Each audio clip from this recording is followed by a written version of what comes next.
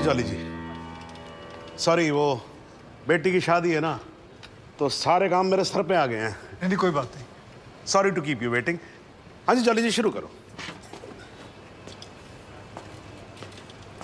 फहीम साहब, इकबाल एनकाउंटर के बारे में आपको जो कुछ भी पता है सब कुछ खुल के जज साहब को बताइए। जनाब, मेरा नाम फ़हीम भट्ट है। मैं कश्मीर पुलिस में हेड कांस्टेबल था, क्राइम ब्रांच में। जनाब ये हाँ जी जज साहब, मैं हिदायत बेग थाना शालीमार श्रीनगर से आया हूँ। मेरे पास जगदीश्वर मिश्रा और जॉली और फ़हीम भट्ट के खिलाफ अरेस्ट वारंट है। वकील साहब पे ये इल्ज़ाम है कि उन्होंने फ़हीम भट्ट को हिरासत से भगाया। अरे वकील साहब, अब श्रीनगर में क्या करा है यार? यार मतलब हद ही है आजकल वकीलों की। हाँ जी माथुर साहब।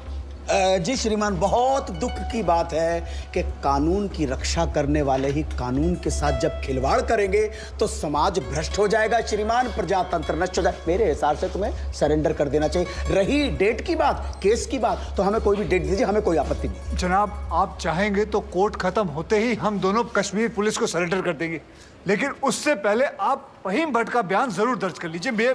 ये मेरी हाथ जोड़ के विनती है आपसे। देखो वकील साहब, आप मुझसे तो कुछ उम्मीद रखो नहीं, समझ में आया नहीं आया? नहीं, मैं बहुत झेल चुका हूँ आपको। नहीं, ये निरूपा राय की एक्टिंग मेरे सामने करने की जरूरत नहीं है। मासूम सा चेहरा मत बनाओ। इंस्पेक्टर साहब, आप गिरफ्तार करो इनको। जनाब सिर्फ 5 मिनट लगेंगे, बयान ले लीजिए, मुझे फिर बाद में चलो मेरी बात सुनो। अरे लेके जाओ भाई। अरे भाई सुनो, वकील साहब को बोला ले जाने के लिए, इनको थोड़ी ना बोला इनको कटघरे में वापस लेके आओ। चलो। जज साहब, वारंट तो दोनों के खिलाफ है। अरे भी जानता हूँ, मैं जानता हूँ, लेकिन ये फ़हीम भट्ट जो है ये तो लिस्टेड विटनेस भी है ना, तो इनकी स्टेटमेंट रिकॉर्ड कर लेते हैं। और आप एक काम करो, रिकॉर्ड होने के बाद ना आप दोनों को साथ ले जाना। हाँ जी जाओ जाओ। लेकिन श्रीमान, ये स्टेटमेंट तो अगली डेट को भी रिकॉर्ड हो सकती है। माथुर साहब देखो क्या है, कल से मैं 2 महीने की छुट्टी पे जा रहा हूँ। बिटिया की शादी है, आपको तो मालूम है ना, मतलब मैं कार्ड भेजूंगा, आपको आना होगा। हैं जी हैं। तो मैं क्या सोच रहा था कि सारे पेंडिंग केसेस खत्म करके जाऊंगा, इसीलिए 6 बजे के बाद भी देखो कोर्ट चालू है मेरी। लेकिन श्रीमान, एक आदमी जो पुलिस कस्टडी से भागा हुआ है उसकी स्टेटमेंट कैसे रिकॉर्ड हो सकती है? इस विटनेस की कोई क्रेडिबिलिटी नहीं। नहीं, क्या है माथुर साहब, 2 मिनट की बात जी। हाँ जी, रिकॉर्ड हो जाएगा स्टेटमेंट, उसके बाद हम आपके हैं कौन? हैं जी। माफ कीजिएगा, ये ठीक नहीं हो रहा सर, आप गलत कर रहे हैं सर। नहीं, मैं गलत नहीं कर रहा हूँ, जज को मत बताओ आप, उसी के कोर्ट में कि वो गलत कर रहा है। ये मत करो आप। देखिए, मैं खुल के बोल रहा हूँ सर, सॉरी, क्षमा चाह, लेकिन आप गलत कर रहे हैं सर। आपके दिल्ली के किस्से मैंने सुने हुए। हाँ, आप किसी की चलने ही नहीं देते थे, जो मन में आता था वो करते थे, उद्दंड आदमी की तरह बिहेव करते थे सर। कुर्सी पे बैठ के आप तुगलक ना समझिए, ये दिल्ली नहीं अवध है। क्या बोल रहे हो आप मुझे? तुगलक बोल रहे हो आप मुझे? मतलब सन की समझ के रखा हुआ है? माथुर साहब, अगर हार्ट का मरीज नहीं होता ना मैं, तो आपको बताता इस कुर्सी पे बैठ के कि असली तुगलक होता क्या है। एक मिनट सर। नहीं, आप एक बार बैठ कर देखो इस कुर्सी के ऊपर, ना बाईपास सर्जरी हो जाए, मेरा नाम बदल देना आप। हाँ जी, ये सब मत करो, आप बैठो, कार्रवाई शुरू करते हैं। हाँ जी। नहीं सर, ये नहीं होने दूंगा मैं। क्या होने नहीं दोगे? मतलब क्या सर, ये आपत्तिजनक बात है सर। ये इसमें कोई आपत्ति नहीं है, आप जो हो रहा है होने दो। मैं बैठा हूं, मैं कर रहा हूं ना सब, मुझे गलत मत साबित करो। सर, अगर आपने जबरदस्ती की तो मैं यहीं पर अदालत में धरने पे बैठा हूं। क्या धरने पे बैठ गया मैं? अरे लीजिए। अरे क्या कमाल कर रहे हो आप सच में बैठ के क्या बच्चों वाली बात कर रहे हो? खड़े हो जाओ। बिल्कुल यहीं बैठा रहूंगा। अरे मत बैठो भाई, वहां पर पोछा भी ढंग से नहीं लगाते हैं लोग कोर्ट के अंदर। प्लीज खड़े हो जाओ माथुर साहब, प्लीज खड़े हो जाओ। मैं धरने पे बैठा हूं, धरने पे बैठा रहूंगा। यहाँ मीडिया देख रहा है, आपको कोई फर्क नहीं पड़ता है क्या? अरे तो सर, मीडिया भी तो देखे ना कि बाहर के जज आकर कैसे अपने ईगो को सेटिस्फाई करने के लिए कोर्ट को अपना घर समझ लेते हैं। मैं यहीं पे बैठा हूं और बैठा रहूंगा। इनको जो लिखना है लिखो। मतलब आप नहीं उठोगे ना। तो बैठे रहो, और आप ही क्या बैठोगे भाई, मैं भी बैठूंगा आपके साथ साथ वहां पर। भाई पता लगे सबको कि वकील ससुरे क्या क्या करते हैं कोर्ट में। तू वहीं पर। हाँ जी मैडम जी, जरा हटो, आप पकड़ो कुर्सी को, पकड़ो। हाँ जी, थैंक यू जॉली। हाँ जी माथुर साहब, अब तो आप बैठो और बैठेंगे हम, और आज देख लें इसमें कितना है दम। ठीक है ना?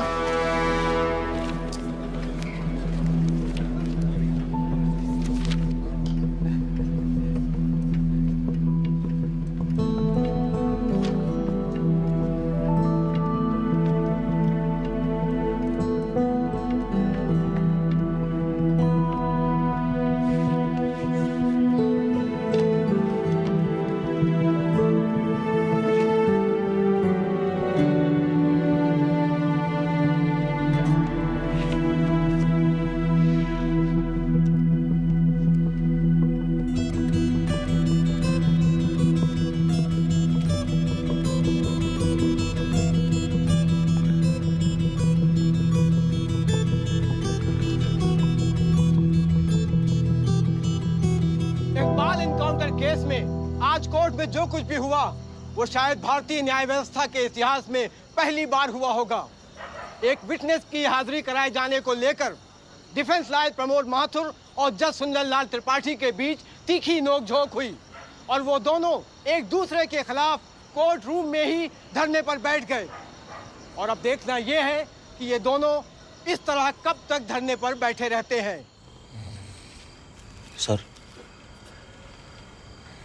माथुर साहब का जवाब नहीं है सर।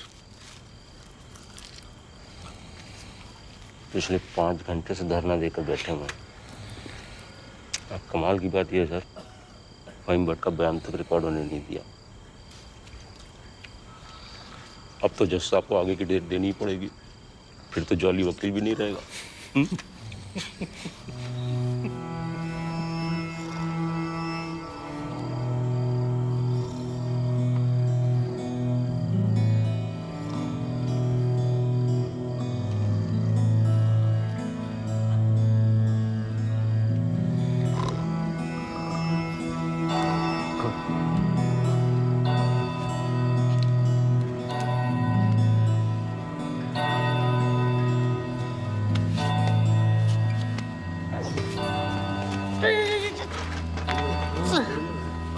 सर,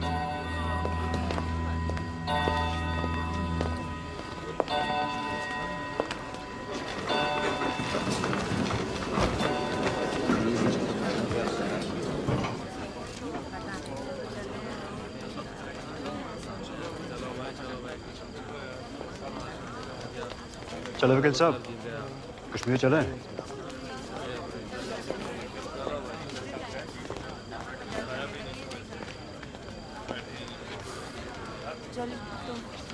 मैं चलता हूँ, अपना ध्यान रखना, ठीक है?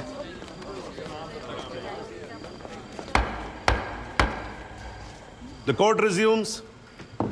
आप सब लोग बैठ जाइए और भाई जरा कोर्ट में शांति बना के रखिएगा। श्रीमान, इट इज मिडनाइट 12। आप हमें अगली कोई भी डेट दीजिए। तो माथुर साहब, आपकी पिछली डेट क्या थी? 13 अगस्त, हैं जी? अब हो गई 14 अगस्त। तो आपकी अगली डेट है 14 अगस्त 12:05 AM। श्रीमान, आधी रात बीत चुकी है, प्रोसीडिंग में तो सवेरा हो जाएगा। आजकल तो सुप्रीम कोर्ट भी भाई 3-3, 4-4 बजे तक काम करता है। थोड़ा आप भी सीख लेंगे तो क्या फर्क पड़ जाएगा, हैं जी? Please sir. नहीं, देखिए माथुर साहब, आपको धरना देना था, आपने धरना दिया, मैंने कुछ नहीं बोला, है जी? अब आपको वॉकआउट करना है तो आप वॉकआउट कर सकते हो, लेकिन आज ही की रात फहीम भट्ट की स्टेटमेंट यहां रिकॉर्ड होगी, है जी? जॉली जी, स्टेटमेंट रिकॉर्ड करवाइए। जी, फहीम।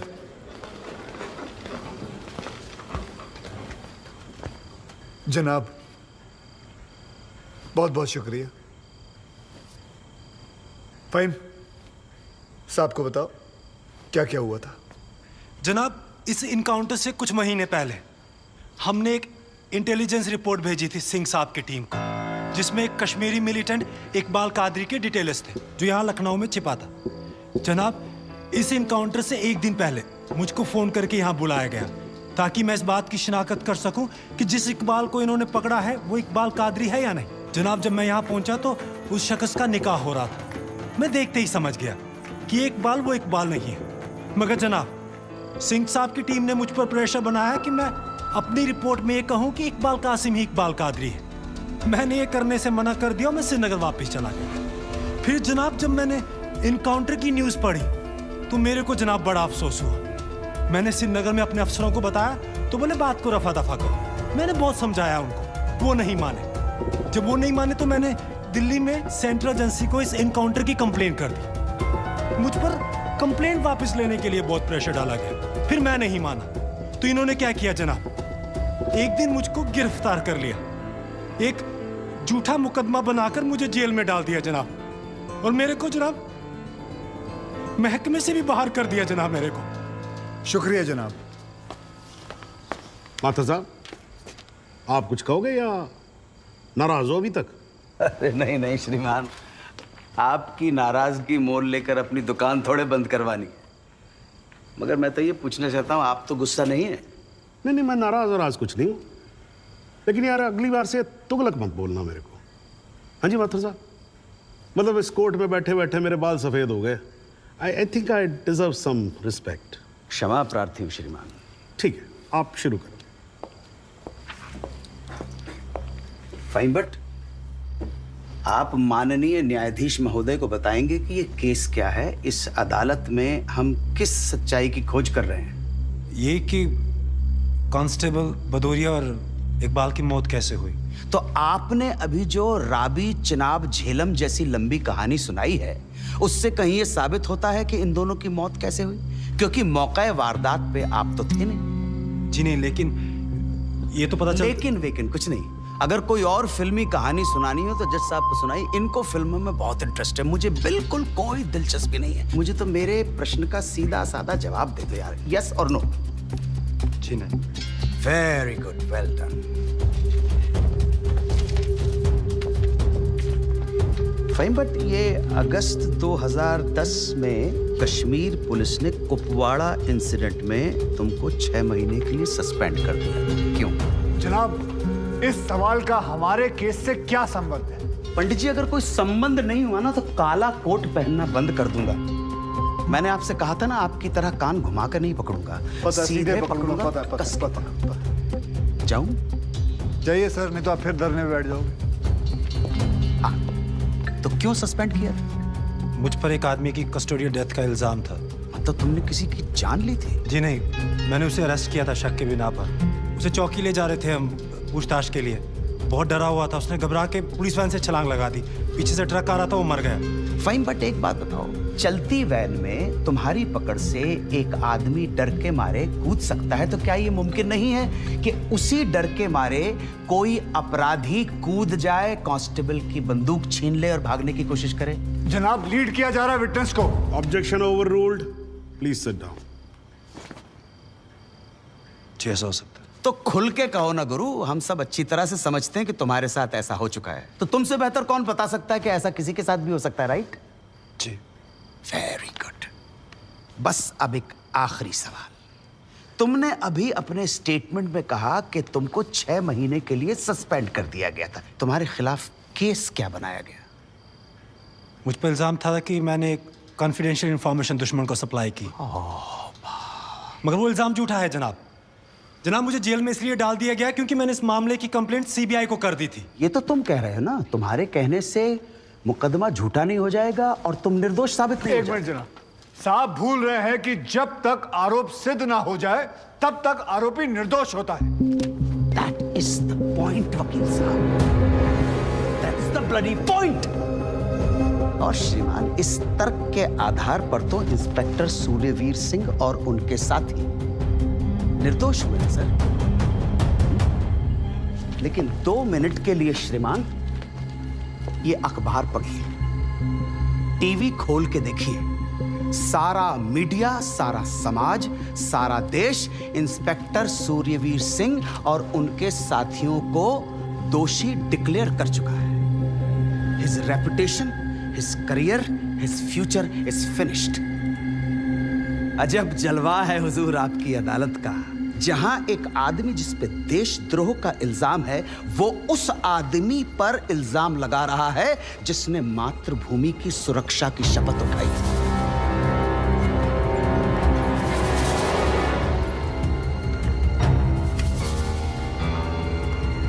श्रीमान, आज से कई साल पहले इलाहाबाद हाई कोर्ट के बाहर एक बॉम्ब ब्लास्ट हुआ था जिसमें 9 बेकसूर लोगों की जानें गई थी। मृतकों में हमारे बड़े भाई, हमारी भाभी और 7 साल का भतीजा भी शामिल था। इसी आतंकी हमले में हमारे बाबूजी पूजनीय श्री जुगल किशोर माथुर भी घायल हो गए, मगर फिर भी वो आज यहाँ आए हैं। आधी रात को श्रीमान ये देखने आए हैं कि आप किसके साथ खड़े हो।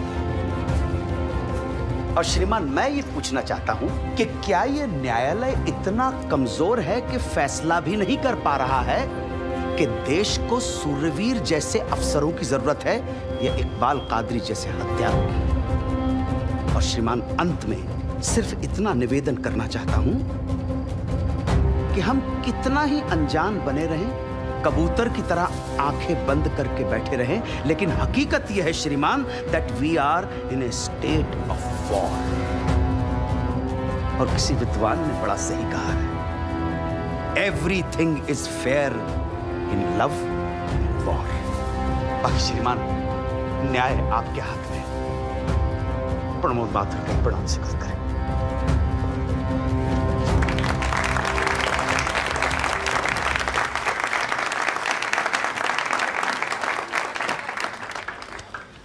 हाँ जी जॉली जी, योर टर्न। जी सबसे पहले तो मैं सिंह साहब से कुछ सवालात करना चाहूंगा। सिंह साहब, आप विटनेस बॉक्स में आइए।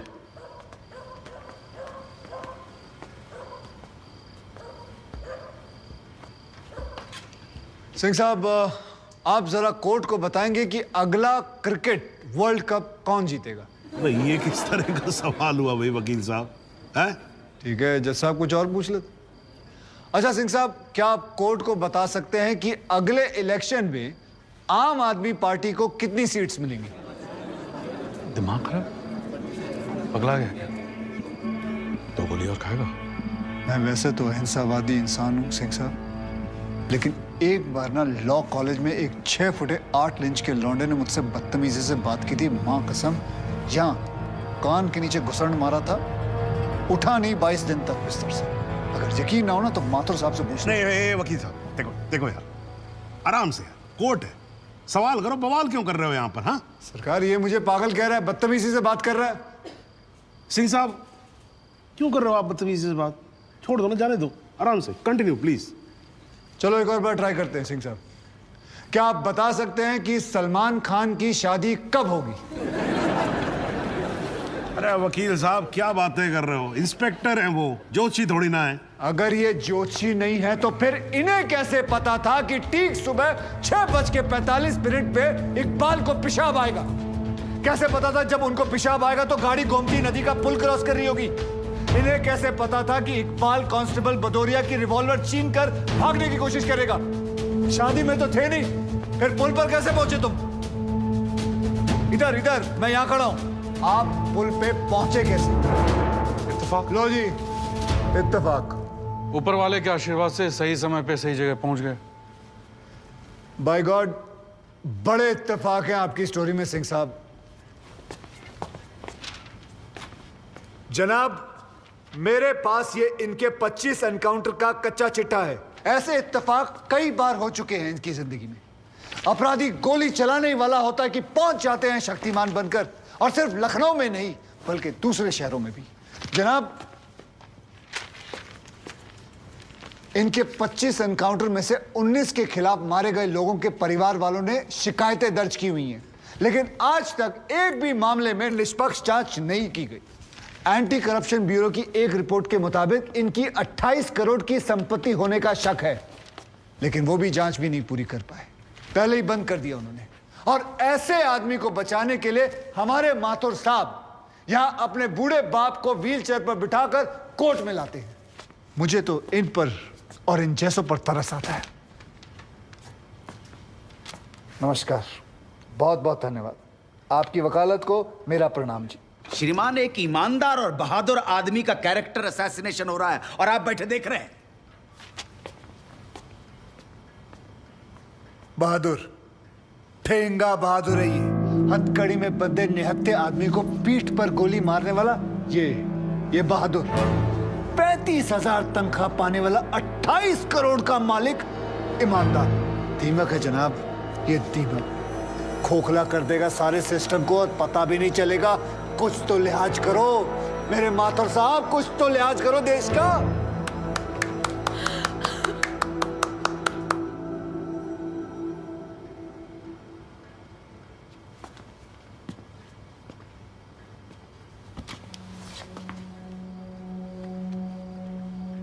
मैं जुगल किशोर माथुर साहब का दर्द समझ सकता हूं। मेरी वजह से तो एक औरत ने अपनी जान ली थी और मैं महीनों चैन से नहीं सो पाया था। लेकिन माथुर साहब ने तो अपनी बेटी, बहू और पोते को खोया। उनका दर्द उनके अलावा इस कोर्ट में सिर्फ एक ही आदमी समझ सकता है, ज़हूर सिद्दीकी साहब। इन्होंने भी अपनी बेटी, दामाद और होने वाले नाती को खोया है। दर्द में ये दोनों एक जैसे हैं जनाब। अब इन्हें जुगल किशोर सिद्दीकी कहूं या फिर इन्हें सहूर किशोर माथुर, कोई फर्क नहीं पड़ता। जनाब, गोमती नदी के पुल पर उस दिन 2 जानें गई थी। एक 12 घंटे पहले दूल्हा बने, हाथों में मेहंदी लगाए इकबाल कासिम की थी, और दूसरी 20 दिन में रिटायर होने वाले कांस्टेबल बलदेव सिंह भदौरिया की। और जनाब, ये हैं कांस्टेबल भदौरिया की पत्नी, जो अपने पति को खो चुकी है और जेल में बंद अपने बेटे की बेल करवाने के लिए कोर्ट के चक्कर काट रही है। अब इन्हें क्या कहेंगे माथुर साहब? मुस्कुराइए, आप लखनऊ में। सच सुना तो नजरें फेर ली। माथुर साहब, ओ माथुर साहब,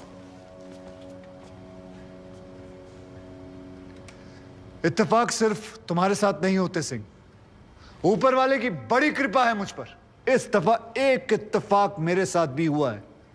बाय गॉड, मजा आएगा। पंडित जी को लाइए, लाइए जल्दी।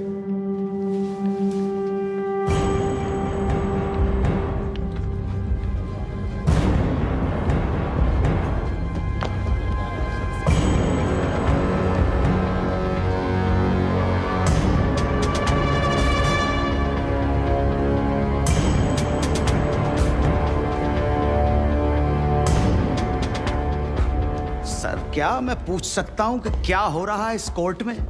और क्या आप बताने की जहमत करेंगे कि आप ऐसा होने क्यों दे रहे हैं? कौन है ये बाबा सर? इसका इस केस से क्या रिलेशन है सर? ना कोई एडवांस नोटिस है, ना अग्रिम सूचना है। क्या रेलेवेंस क्या है और आप इसे अलाउ कर रहे हैं? जनाब, इस विटनेस का नोटिस देता ना तो ये विटनेस यहां नहीं होता, किसी मुर्दा घर में गड़ा हुआ होता। इस आदमी को मैं पकड़ के नहीं लाया हूं, पुलिस वाले पकड़ के लाए हैं। और जनाब, इस विटनेस का इस केस के साथ डायरेक्ट कनेक्शन है। इंस्पेक्टर साहब, आपने अरेस्ट किया इसको? जनाब, ये वकील साहब एकदम सही कह रहे हैं। इस पंडित का इस केस से सीधा संबंध है। अगर संबंध नहीं हुआ ना, इंस्पेक्टर साहब, नौकरी खा जाऊंगा मैं आपकी। जानते हो ना ये बात? लेकिन जनाब, मैं बिल्कुल सही कह रहा हूं। ठीक है, मैं विटनेस को अलाउ करता हूं। No sir, I object sir, I object. Mathur साहब, मेरी बात सुन। देखो क्या है यार, 3 बजने वाले हैं, बाहर जाएंगे ना बस मिलेगी ना रिक्शा मिलने वाला है। 6 बजे तक तो वैसे ही बैठना हम लोगों को, तो तब तक करवा लेते हैं विटनेस। मतलब हो सकता है कि इसमें कुछ निकली है। हैं जी? चलिए जी, विटनेस बॉक्स में आ जाइए।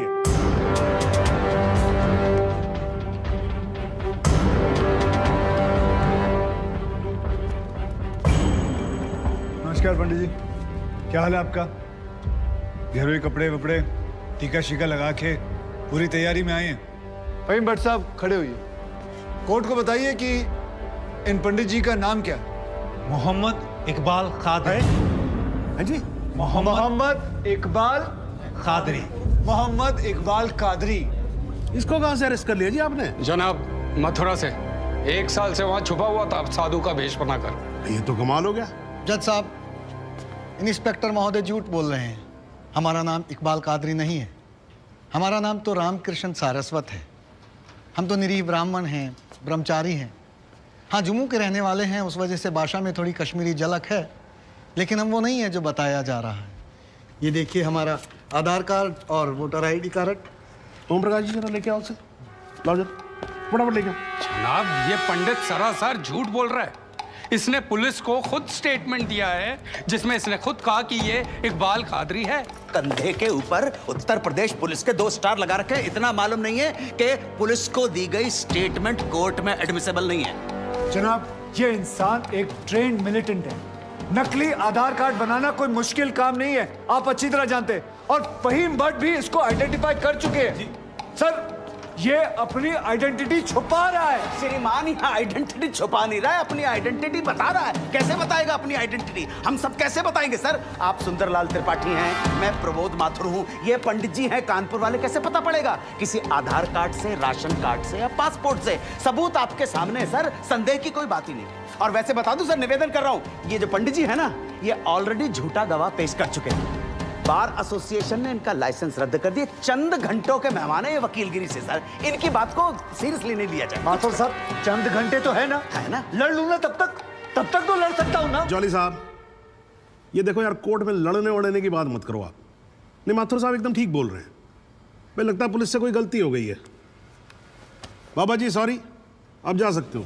एक मिनट जॉली जी, आप वहीं रुके। एक मिनट सर, मैं आपसे हाथ जोड़ के विनती करता हूँ, मैं इससे कुछ सवालात करना चाहता हूँ। मैं बड़ी मुश्किल से इसको लेके आया हूँ।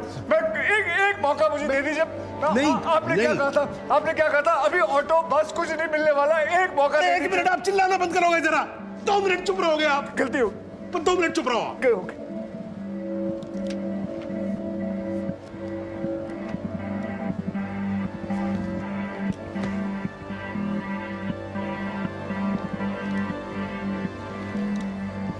ठीक है, मैं विटनेस को अलाउ करता हूं। अरे सर अब क्या सर? माथुर साहब, I think court has the right to decide. Okay जी, and court has decided. Please.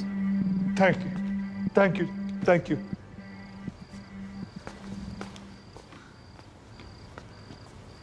तो आप मेरी ब्राह्मण ब्रह्मचारी, तो फिर धर्म का बड़ा ज्ञान होगा आपको। अवश्य है। मैं भी कान्यकुब्ज ब्राह्मण हूं, वो भी जनेऊधारी। तो चलिए 2 ब्राह्मणों के बीच में शास्त्रार्थ हो जाए। पूछिए क्या पूछना है। चलिए गायत्री मंत्र सुनाइए। ओम भूर्भुवस्वः तत्सवितुर्वरेण्यं भर्गो देवस्य धीमहि धियो यो नः प्रचोदयात्। बहुत बढ़िया, पूरा नाम बताएं। रामकृष्ण प्रेमकृष्ण सारस्वत। धर्म हिंदू धर्म में कितने वेद हैं? 4। नाम बताएं। ऋग्वेद, सामवेद, यजुर्वेद, अथर्ववेद। 4 युगों के नाम बताएं। सतयुग, द्वापर, त्रेता, कलयुग। वर्ण कितने हैं? 4। ब्राह्मण, क्षत्रिय, वैश्य, शूद्र। आपका वर्ण क्या है? ब्राह्मण। कौन से ब्राह्मण? गौर ब्राह्मण। कौन से गौर? सांदे गौर। गोत्र? शांडिल्य, प्रवार, वशिष्ठ, वेद, यजुर्वेद, उपवेद, बेतरियाणी, मुख, श्रीमुख, कुल देवता, सप्तसुरी, चरण, वाम, विश्वा। या अल्लाह, इससे आगे भी होता है। क्या कहा आपने? बिस्वा नहीं पता, आपने- नहीं पता, बिस्वा नहीं पता। विश्वा से पहले क्या कहा? विश्वा से पहले क्या कहा इकबाल कादरी? लानत है तेरे पे इकबाल कादरी, लानत है। अब तो अल्लाह का नाम भी आ गया जुबान पे। अब तो सच बोल। देख तू कुछ भी कर ले, तू बचेगा नहीं। कब तक जिएगा झूठ की जिंदगी? अस्तगफिरुल्लाह। वाइनते वन पोज क़यामत के 2 कुछ बुद्धि खुदाइश। मैं आईने वाला सिद्ध किया। खुदा जो उच्छान कुछ जो गुनाहगार सोई कर फैसलन पोज क्या छू क्या चौपोज के चुना परवायती करना मिला इंसाफ। खुदा करे इंसाफ पन्नीस दरबार बस इंशाल्लाह। इकबाल कादरी, अगर मैं चाहता था तुम्हारा मेडिकल टेस्ट करवा के ये पता कर सकता तुम कितने बड़े पंडित हो, मगर मुझे तुम्हारी जुबान से सुनना था। कोर्ट को बताओ तुम्हारा असली नाम क्या है, बताओ।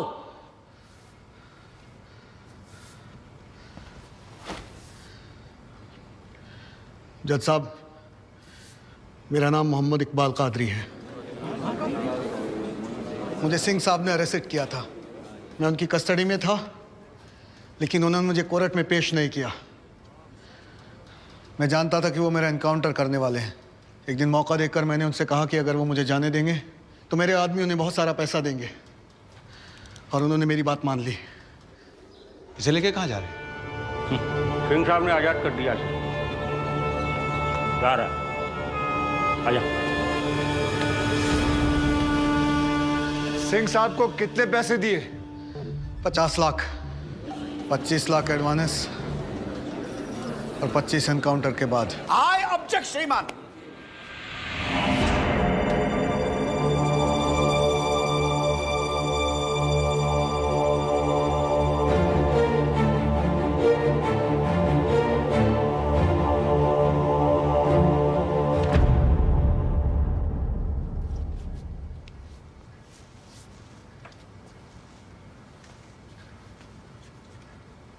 मुझे और कुछ नहीं कहना जनाब, मगर माथुर साहब की एक बात का जवाब जरूर देना चाहूंगा कि हमें सूर्यवीर सिंह चाहिए या फिर इकबाल कादरी।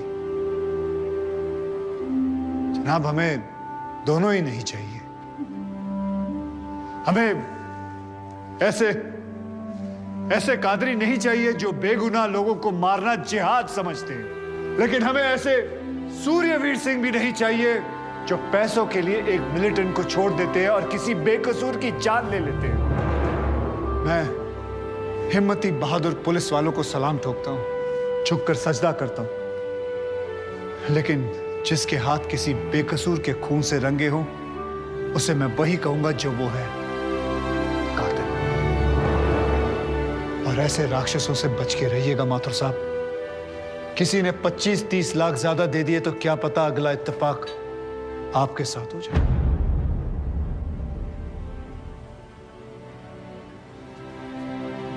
अंत में सिर्फ इतना ही कहना चाहूंगा कि इस दुनिया के सबसे बड़े जाहिल ने कहा था कि इश्क और जंग में सब कुछ जायज है, क्योंकि अगर ऐसा है तो फिर बॉर्डर पर सिपाहियों के सर काटने वाले भी जायज है और जवान लड़कियों पर एसिड फेंकने वाले आशिक भी, क्योंकि अगर ऐसा है तो फिर इकबाल कादरी भी जायज है और सूर्यवीर सिंह भी। अब आप ही तय करें जनाब कि ये दोनों जायज है या फिर दोनों नाजायज।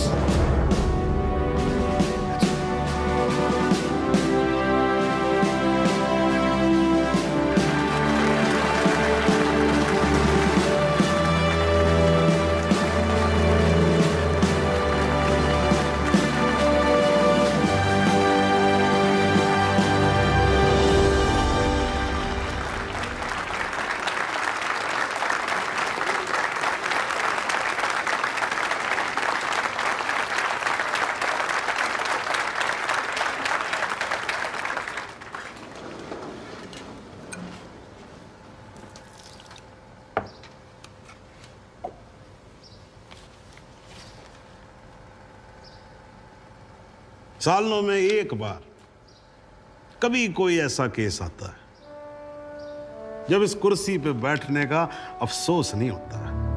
नहीं तो जी मैं तो रोज ही कोर्ट आता हूं, बैठा रहता हूं कोर्ट के अंदर, घड़ी की तरफ देखता रहता हूं कि कब 6 बजे और कब मैं उठ के घर चला जाऊं।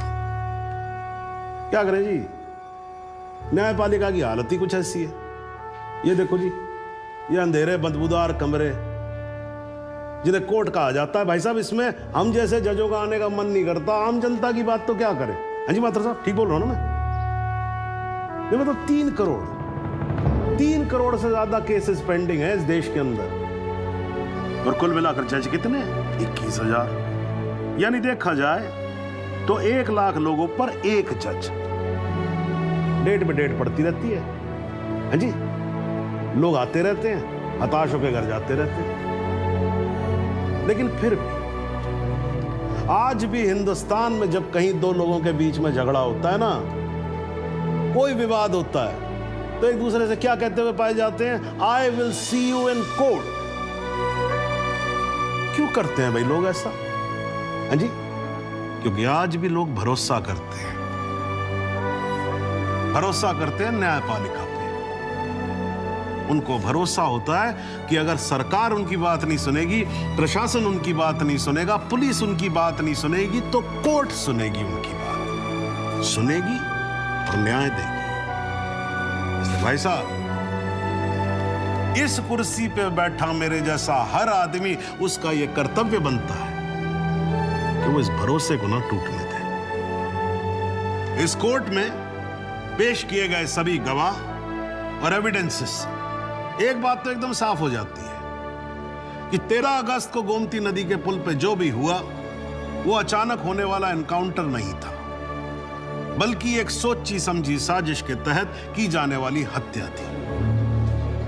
इसलिए यह कोर्ट इंस्पेक्टर सूर्यवीर सिंह और उनके सभी साथियों को आईपीसी सेक्शन 302, 201, 182 और 340 के तहत हत्या, एविडेंस मिटाने, कोर्ट को गुमराह करने और झूठे सबूत पेश करने का दोषी मानते हुए लाइफ इम्प्रिजनमेंट की सजा सुनाती है।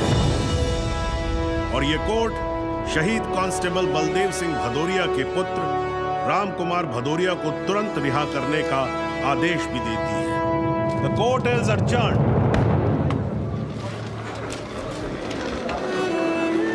बहुत बहुत धन्यवाद। Thank you thank you sir.